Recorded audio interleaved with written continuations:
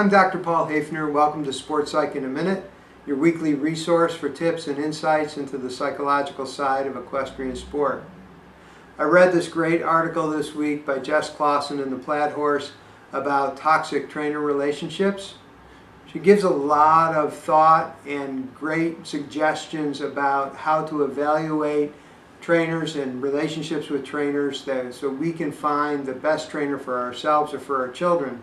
I strongly recommend reading it. I'm going to put a link to it in the description of this video below.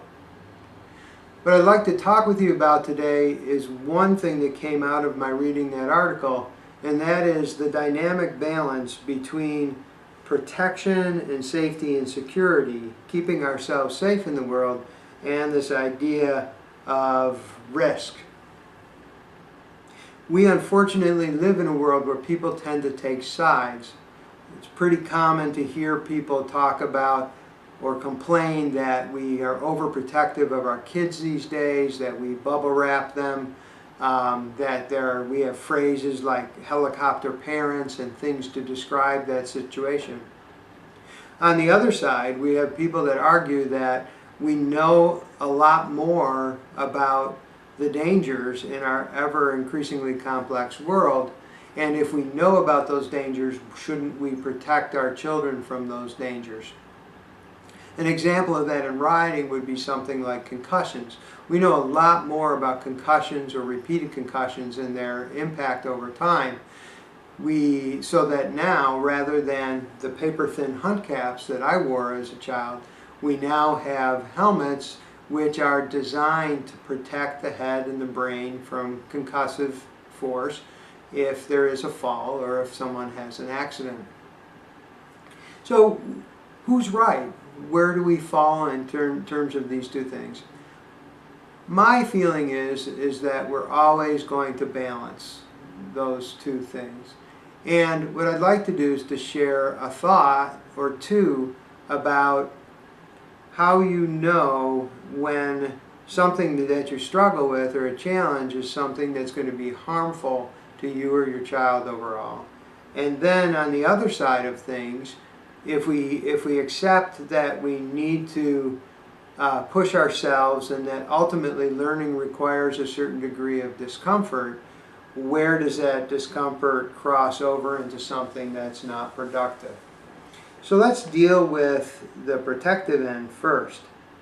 I think if we're really intent on learning, we need to accept the fact that we are going to necessarily experience some feelings like frustration or maybe some anxiety or discomfort, the idea of getting out of our comfort zone in order to learn.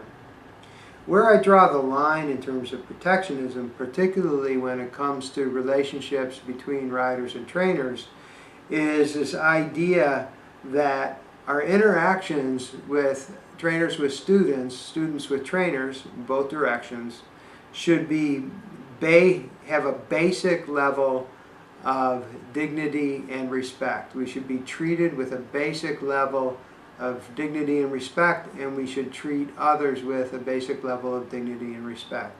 So, when you get to a place, and if there are behaviors like screaming, a trainer screaming at a student, making fun of a student, shaming a student, playing mind games, those things, along with obviously other types of emotional or physical or sexual abuse, those things are clearly on the side of being injurious to ourselves or our students and are things that require us to make a change to protect ourselves in those situations.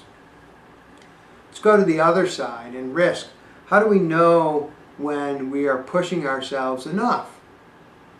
Well, one of the things that I would say is that if being uncomfortable in some way, shape, or form is part of the learning process, one of the ways that you can assess whether the learning process, whether you are being pushed too far or someone is pushing maybe your child too far, is to look at the process over time and look at it in a couple of different ways. So One piece, and a fundamental level, is over time, are you actually learning and progressing?